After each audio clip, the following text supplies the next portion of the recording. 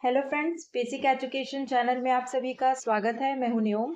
आज की क्लास में हम छत्तीसगढ़ के लोकगीत, लोक नृत्य और लोक नाट्य से संबंधित जो एमसीक्यू क्वेश्चन है वो सॉल्व करेंगे। इस सेक्शन से जो है आने वाले एडीओ का एग्जाम, आबकारी आरक्षक और सीजी व्यापम से संबंधित अन्य जो परीक्षा है उसमें आपको प्रश्न देखने को मिल सकता है। अगर आपने मेरे चैनल को सब्सक्राइब नहीं किया है तो कर सकते हैं, क्योंकि मेरे चैनल के प्लेलिस्ट में आपको एडीओ एग्जाम और व्यापम एग्जाम से संबंधित जो एमसीक्यू क्वेश्चन है वो मिल जाएगा। तो चलिए आज की क्लास स्टार्ट करते हैं। आज का पहला प्रश्न है, छत्तीसगढ़ में गौरा गीत कब गाते हैं? पहला दीपावली में, दूसरा नवरात्रि में, तीसरा तीजा में, चौथा होली में। तो छत्तीसगढ़ में जो गौरा गीत है ये गाया जाता है दीपावली के समय, यानी ऑप्शन पहला इसका राइट आंसर हो जाएगा। जो गौरा गीत है इसको जो है सुआ गीत के नाम से भी जाना जाता है। ठीक है, अगला प्रश्न है, भरथरी गीत का मुख्य वाद्य क्या है? पहला ऑप्शन है सारंगी, दूसरा ऑप्शन है तंबूरा, तीसरा ऑप्शन है नारंगी, चौथा ऑप्शन है बीना।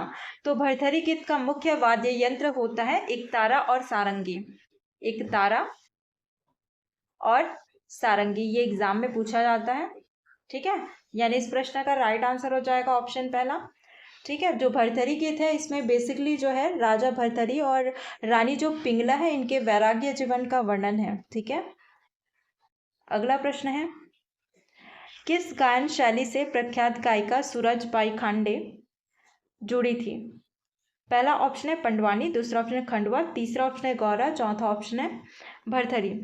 तो जो भरथरी गायन शैली है इससे जो प्रख्यात गायिका है सूरजबाई खांडे जी, इनका नाम जुड़ा हुआ है भरथरी गायन से। ठीक है, यानी ऑप्शन चौथा इसका राइट आंसर हो जाएगा। अगला प्रश्न है, छत्तीसगढ़ में किस एक लोक कला को विश्व स्तर पर ख्याति दिलाने वाले कलाकार हैं? पहला है तीजन बाई, दूसरा ऑप्शन सूरजबाई खांडे, तीसरा ऑप्शन है मीना कुमारी, चौथा ऑप्शन है राजूलकर।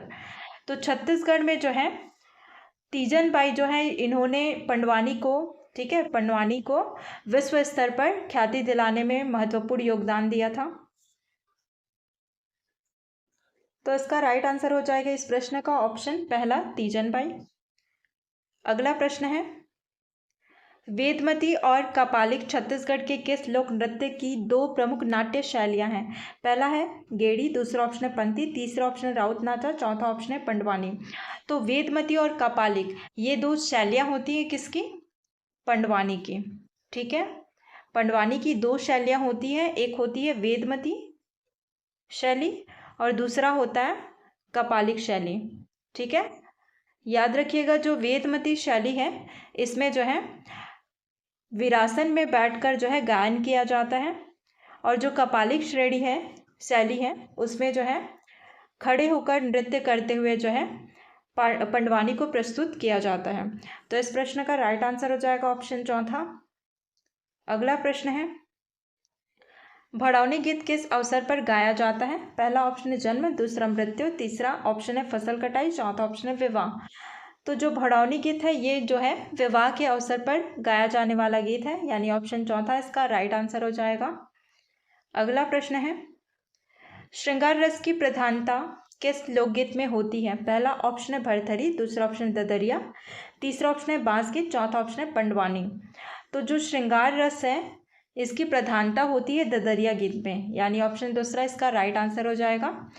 याद रखिएगा जो ददरिया गीत है इसको प्रणय गीत या प्रेम गीत के नाम से भी जाना जाता है, और जो ददरिया गीत है इसको जो है सवाल जवाब की शैली में गाया जाता है। ठीक है, अगला प्रश्न है, बसंत ऋतु में सामान्यतः कौन सा गीत गाया जाता है?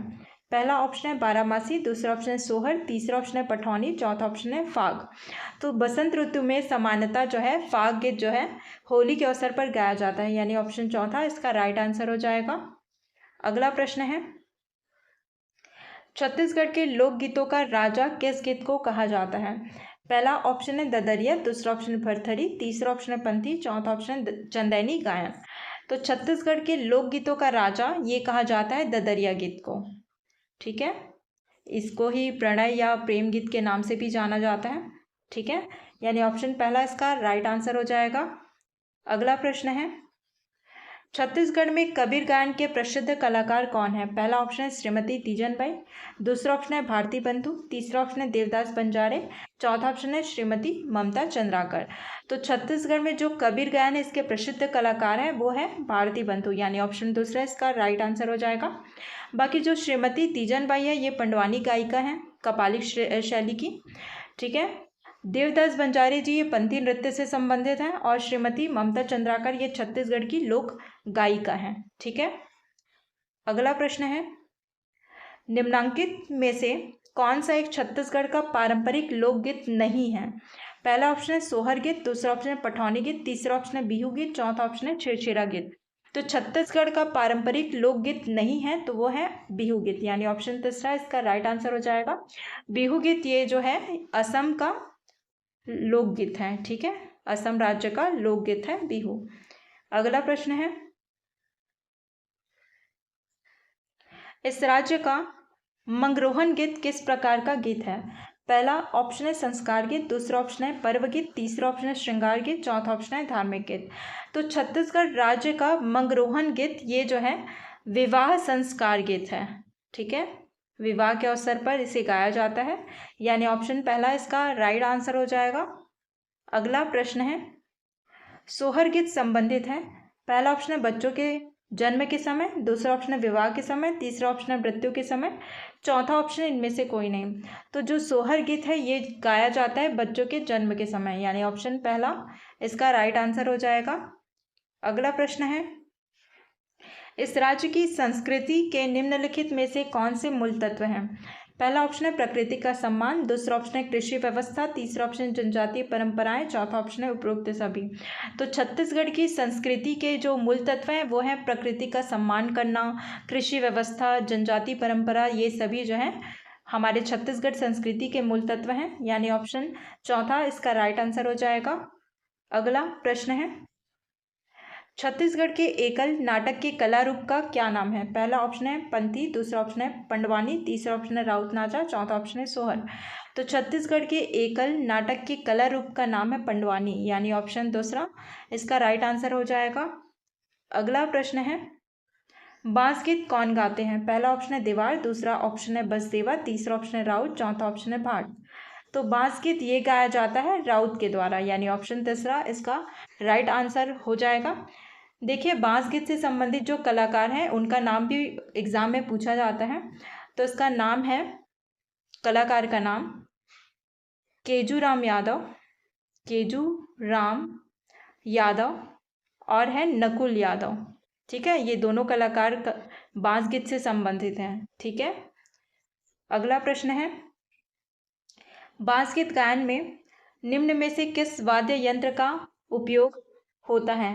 पहला ऑप्शन है मोहराली, दूसरा ऑप्शन है मंजीरा, तीसरा ऑप्शन है झान, चौथा ऑप्शन है ढोल। तो बांस गीत गायन में बांस से बना हुआ मोहराली वाद्य यंत्र का उपयोग होता है, यानी ऑप्शन पहला इसका राइट आंसर हो जाएगा।